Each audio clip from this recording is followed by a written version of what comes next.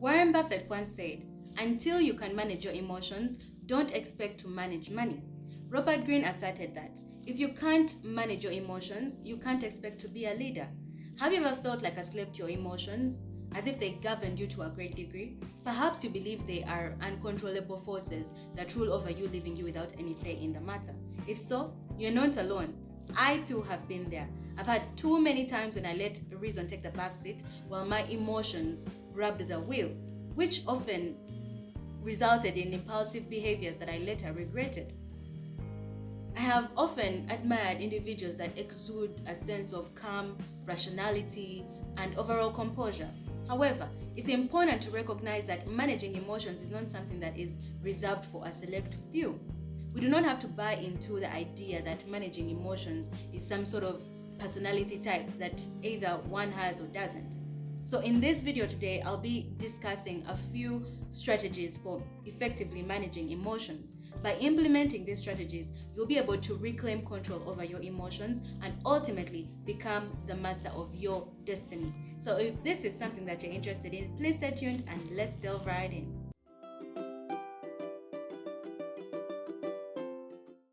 Hi everyone, welcome back to the channel. My name is Cynthia, and on this channel I talk about metaphysics, psychology, and everything in between. Before we get into today's video, I would like to please request you to support this channel by clicking on the subscribe button below and then hitting the notification bell so you are notified every single time I upload, so you do not miss anything. Now let's get into today's video. A great place to begin is by taking a look at the purpose of our emotions. We were designed to have emotions. They are there for a purpose. They serve two functions, a cognitive function and a motivational function. The cognitive function of our emotions lets us know about information in our environment. This information contains aspects of our environment that we care for and those to which we are averse. For example, fear informs you of imminent danger. Anger reveals what offends you and where your boundaries lie. Shame manifests with that which makes you feel less than, while pride originates from your successes. Sadness comes from the losses that you suffer, while your amusement is triggered by what you find comical. So, our emotions serve as signals. They signal to us that something important needs our attention. The second function they serve is the motivational function. Emotions are very powerful motivators that propel us to act. Fear, for example, triggers your flight or fight response and prepares you to respond to a dangerous situation. Happiness motivates you to seek pleasurable experiences and helps you maintain social connections. So our emotions are very vital because of the cognitive and motivational functions that they serve.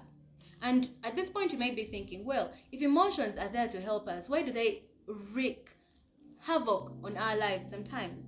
Well, the issue comes when you have a polarized perception of the issue at hand, which leads you to have your emotions get out of hand and ultimately causes you to overreact. Anytime you have a highly polarized perception about a certain event or situation, you're going to have a highly polarized emotion. Strong emotions are there to inform us when we are having an imbalanced perception, when we are thinking in black or white terms, in absolutes. Here's an explanation that can provide some insight into our susceptibility to emotional outbursts. The amygdala is the part of our emotional brain center, the limbic system, that is responsible for assigning an emotional charge to the things that we perceive.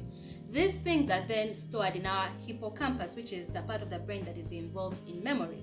And every time we see anything that reminds us of these events, the amygdala is going to react before we even have a chance to think about our response.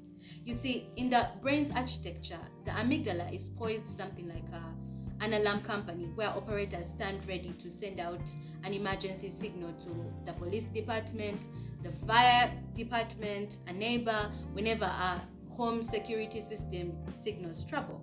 About 200 milliseconds is all it takes for you to react once your amygdala sends out a trouble signal. For more on this, I suggest you read this book, Emotional Intelligence by Dr. Daniel Goleman. It's a very insightful book when it comes to managing emotions. I highly recommend it. It's a good read.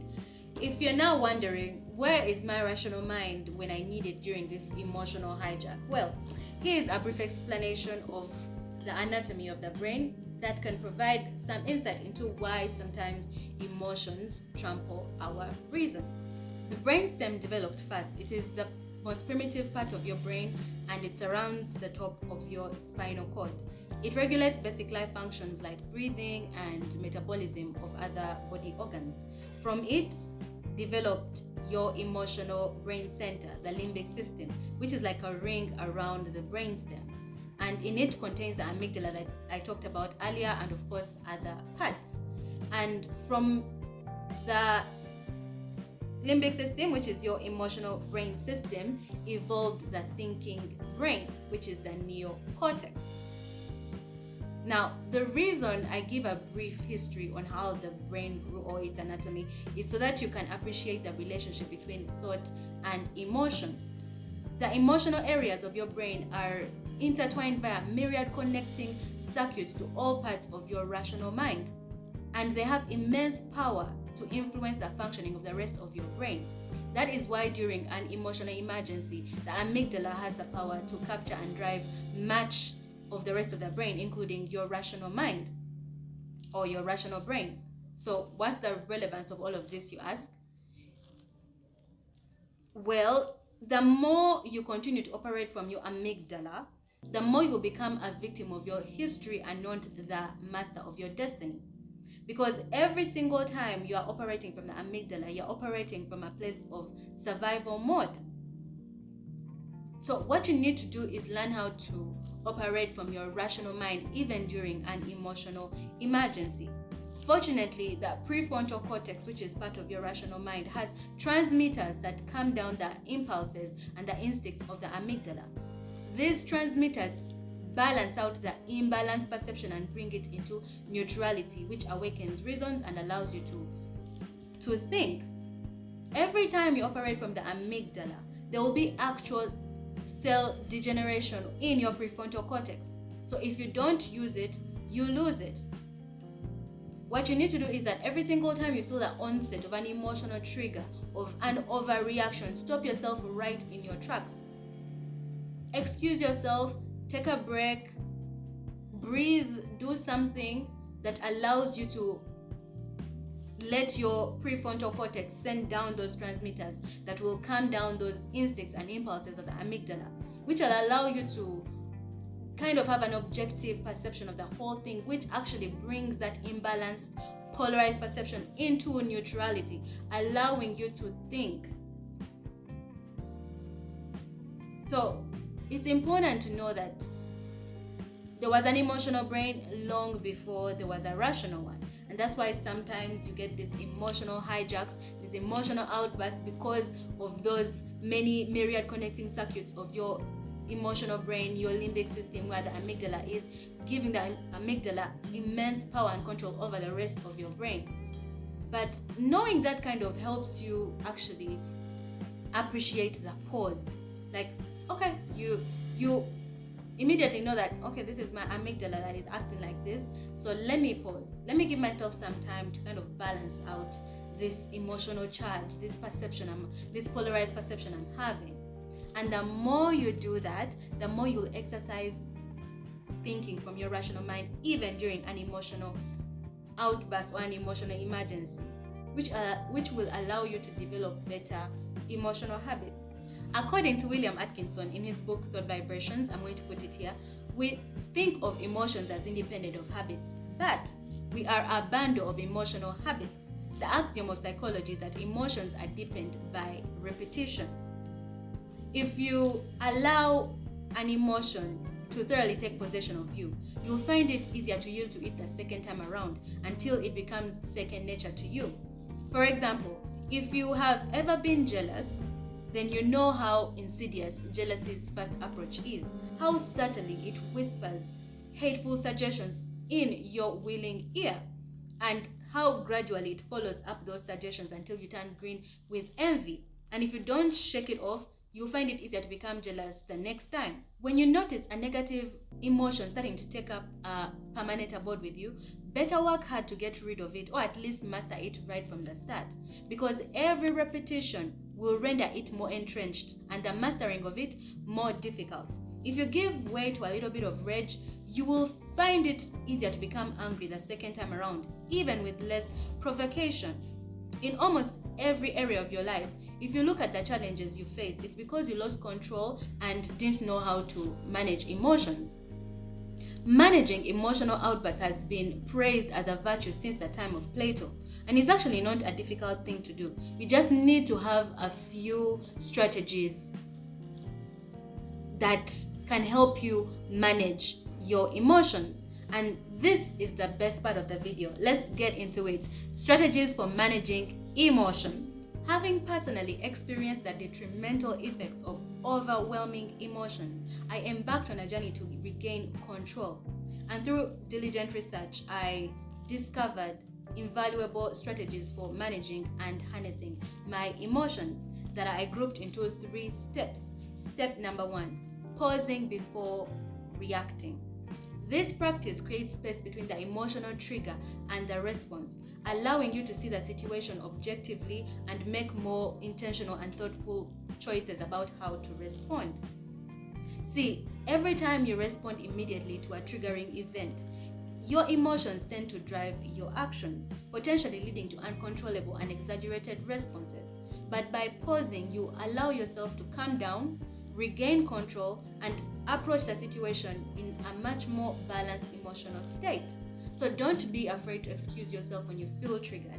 Your future self will thank you. Step number 2, processing your emotions. Now, there are a myriad of ways that you can process your emotions, but in this video I'll focus on my 3 favorite. The first one is journaling.